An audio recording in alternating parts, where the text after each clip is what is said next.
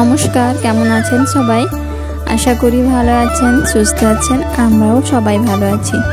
আমি সোমা ভিলেজ লাইফস্টাইলের আবার একটা নতুন ব্লগে আপনাদের সবাইকে স্বাগত।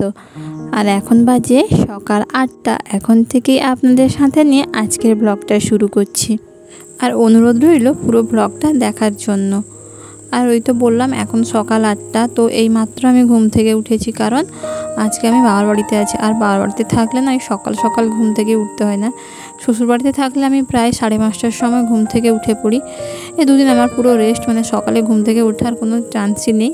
আসলে সকাল দিলে ঘুম থেকে উঠতে না আমার বরাবরই কষ্ট লাগতো, মানে ছোটোবেলা থেকেই না সকালবেলা ঘুম থেকে উঠতে আমার খুব কষ্ট হতো। রাত্রে যতক্ষণ জাগতে বলুন জাগবো, কিন্তু সকালে ঘুম থেকে উঠতে বড্ড বিরক্তকর। তো যাই হোক, ঘুম থেকে উঠে তারপর দাঁত মেজে নিয়েছি আর বিছানাটাও তুলে দিয়ে এলাম। আমরা ছাদে ঘুমিয়েছিলাম, তো ছাদের বিছানাটা তুলে দিয়ে এলাম। তুলে দিয়ে এসে দাঁতটা মেজে নিলাম। তারপর মা বলছিল কিছু খেতে। তো আমি যখন এসে দেখি মা আবারও শাক বানাচ্ছে, মানে কালকেও শাক হয়েছিল আর আজকেও শাক বানাচ্ছে। আমি মাকে জিজ্ঞেস করলাম, তোমরা কি রোজ রোজ শাক খাবে? বলছে তোর বাবা তো রোজ রোজই শাক আনে, তো কী করবো বল। তো সেই জন্য শাক ভাজতে বললো আর মা শাকটা বানিয়ে দিয়ে চলে গেল। আর আমি একটু ছাতু খেয়ে নিয়েছিলাম। তো ছাতু খেয়ে তারপর শাকটা ভেজে দিলাম, কারণ মা একটু আনাজ কাটাকাটি করছিল আর দোকানেও গেল 2-3 বার। তো সেই জন্য আমি ভাবলাম যে একটু রান্নাটা একটু হেল্প করে দিই। তো আমি শাকটা ভেজে দিয়ে না তারপর মোচাটা বসিয়েছিলাম, মোচা সেদ্ধ বসিয়েছিলাম। তো শাকটা ভাজা হয়ে গেছে, তারপর মোচা সেদ্ধটা বসিয়ে দিয়ে আমি খেয়ে নিয়েছি। আর ততক্ষণে মারও খাওয়া হয়ে গেছে আর আমার ভাইয়েরও খাওয়া হয়ে গেছে আর ছেলেরও খাওয়া হয়ে গেছে, কারণ ওরা পরপর এসে খেয়ে নিয়েছে, তাতে ভালোও হয়েছে। তারপর আমি মোচাটা সেদ্ধ বসিয়ে দিয়ে মা রান্না করতে গেল, আমি খাওয়া দাওয়া করে স্নান করে চলে এসেছি। আর এখন ওই দুপুর 12টা মতো বাজে। তো রান্নাবান্না তো শেষ হয়ে গেছিলো। মা কিছু পুরোনো বাক্স টেনেছিল, তো সেই পুরোনো বাক্স টেনে পরিষ্কার করছিল। আর তখনই না এই পয়সাগুলো পেলাম। এগুলো না মানে অনেক পুরোনো দিনের পয়সা। যারা চেনেন তারা হয়তো জানবেন যে এই পয়সাগুলো দিয়ে আমরা কিন্তু অনেক জিনিস খেয়েছি। তবে 10 পয়সা আর 5 পয়সাটা আমাদের সময় চলতো না, কিন্তু 20 পয়সা থেকে আমরা জিনিস কিনেছি। 20 পয়সা, 25 পয়সা, 50 পয়সা এগুলো থেকে কিন্তু আমরা জিনিস কিনেছি। তারপর খাওয়া দাওয়ার পর না মাকে বললাম মাথায় একটু তেল মালিশ করে দিতে। তো মাথায় মা তেল মালিশ করে দিচ্ছিল। আসলে মায়ের কাছে আমরা যত আবদার করতে পারি, কিন্তু শ্বশুরবাড়িতে এই আবদারগুলো করার মতো কেউ থাকে না বা বোঝার মতো কেউ থাকে না। তারপর খাওয়া দাওয়া করে একটু রেস্ট নিয়েছিলাম, তারপর চলে গেছিলাম দোকানে। তো দোকান থেকে বাড়ি চলে এসেছি। আর এখন ওই 8:30টা মতো বাজে। এসেই রান্না বসিয়ে দিয়েছি। বাজার ছিল, তো মানে হাট ছিল। তো দোকান থেকে আস্তে আস্তেই না 8:30টা বেজে গেছে। তো এসে এই যে আমার শাশুড়ি দেখলাম এই ঝিঙেগুলো কেটে রেখে গেছিলো। তো ঝিঙের তরকারি করলাম বাদাম দিয়ে, আর আটা মাখিয়ে রেখে দিয়ে গেছিলো। তো রুটি করলাম।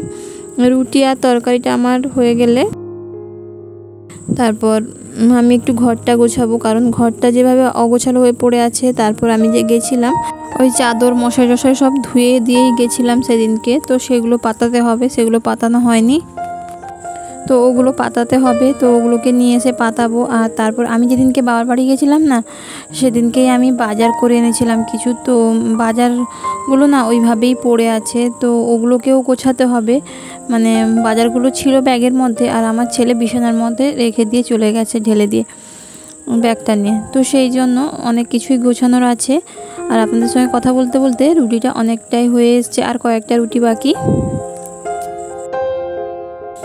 আর আমার ব্লগ এ পর্যন্ত যারা দেখেছেন তাদের যদি একটু হলেও ভালো লেগে থাকে আর চ্যানেলের যদি নতুন বন্ধু হয়ে থাকেন, প্লিজ চ্যানেলটিকে সাবস্ক্রাইব করে দেবেন এবং পাশে থাকবেন। আর আমার পুরনো বন্ধুদেরকে জানাই অসংখ্য ধন্যবাদ আমার সাথে থাকার জন্য এবং এত সুন্দর সুন্দর কমেন্ট করার জন্য।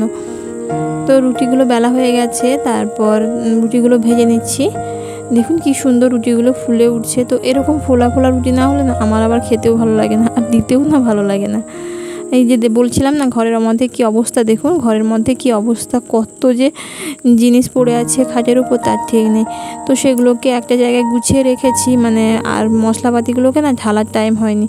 তো ওইভাবে না খাটে ফেলে দিয়ে চলে গেছিলাম, মানে খাটের উপর রেখেছিলাম। তো ছেলে ব্যাগটা নিয়ে গেছিলো, ওইভাবে খাটের মধ্যে ঢেলে দিয়ে চলে গেছে। তো ওগুলোকে না একটা গামলার মধ্যে রেখে দিয়েছি, কালকে আমি সময় করে ওগুলোকে গোছাবো। আর তারপর চলে এসেছি বিছানাটা করতে। আর বিছানা চাদরটা কেচেছিলাম, তো সেই জন্য মানে কেচে রেখেছিলাম, ওগুলো ছাদেই ছিল আর নিচেও ছিল না। ওগুলো ছাদ থেকে নিয়ে এসে একটা করে পাতলাম। আর বালিশের কভারগুলো ঢোকাতে হবে, ওগুলো ঢোকানো হয়নি। আসলে অনেক দিন বিশ্রাম হয়ে গেছে, মানে অনেক দিন বলতে 2 দিন বিশ্রাম হয়ে গেছে। এবার পুরো সংসারের মানে সব দায়িত্বই নিতে হবে। তবুও সংসারে এত দায়িত্ব নেওয়ার পরেও কিছু কিছু মানুষের মানে মন্তব্য দেখলে, কথা শুনলে না মনটা ভেঙে যায় যে আমরা নাকি কোনোই কাজ করি না, মানে সংসারে আমাদের কোনো কাজই নেই। সংসার মানে সংসারে শুধু রান্নাবান্না ছাড়া আমাদের কোনো কাজ নেই। মানে যদি মাঠে ঘাটে কাজ করতাম তাহলে সেটাই হচ্ছে কাজ, আর সংসারের কাজগুলো না কোনো কাজই নয়। এই কথাগুলো না আমাকে অনেকভাবে শুনতে হয়েছে। তো যাক গিয়ে সেসব কথা বাদ দিলাম। তারপর বালিশের কভারগুলো দিয়ে দিলাম। তো বালিশের কভারগুলো পরিয়ে দিয়ে এবার বিছানাটাকে ভালো করে গুছিয়ে নেব। আর ঘরটাকে না অত মানে গোছানোর টাইম নেই। আলনাতেও দেখলাম জিনিসপত্রগুলো এলোমেলো হয়েছে, শুধু আলনাটা একটু গুছিয়ে নেব, তারপর চলে যাব সেখানে খেতে দিতে হবে, কারণ শ্বশুর শাশুড়ি চলে এসছে। আর বাজার যে নিয়ে এসেছি ওই বাজারগুলোও ঢালা হয়নি, মানে বাজারগুলোকে ঢেলে ওগুলোকে গুছিয়ে রাখা হয়নি, তো ওগুলো আবার গোছাবো। তো এইগুলো কাজ শেষ করতে করতেই মনে হয় অনেকটা সময় চলে যাবে।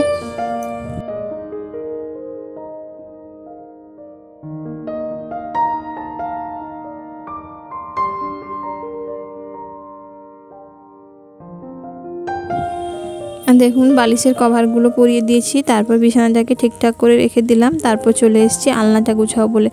আর আলনাটাকে না ভালো করে গুছিয়ে নিলাম। আর শাড়ি টাড়িগুলোকেও না ভালো করে গুছিয়ে নিয়ে আলনাতে রেখে দিলাম, কারণ অগোছালো থাকলে আমারই কেমন অস্বস্তি বোধ হয়। তো সেগুলোকে না গোছানো পর্যন্ত না কোনো কাজ করতে ভালো লাগে না। আর এদিকে হাতেও টাইম নেই, কারণ খাবার দিতে হবে, খেতে দিতে হবে, কারণ সবাই চলেই এসছে।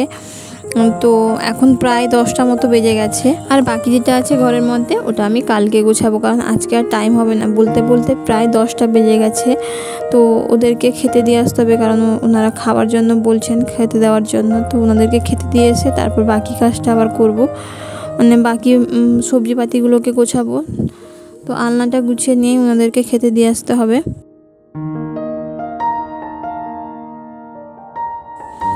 এই যে খাবারটা দিয়ে দিয়েছি, ছেলের এখানে দুধ রুটি, আর এই যে শ্বশুরমশাই খাবার রেডি করে দিয়েছি। আর তারপর ঘরটা তো মোটামুটি একটুখানি গুছিয়েছি। তারপর চলে এসেছি বাজারপাতিগুলোকে, সবজিপাতিগুলোকে ভালো করে ঢেলে ওগুলোকে গুছিয়ে রাখবো।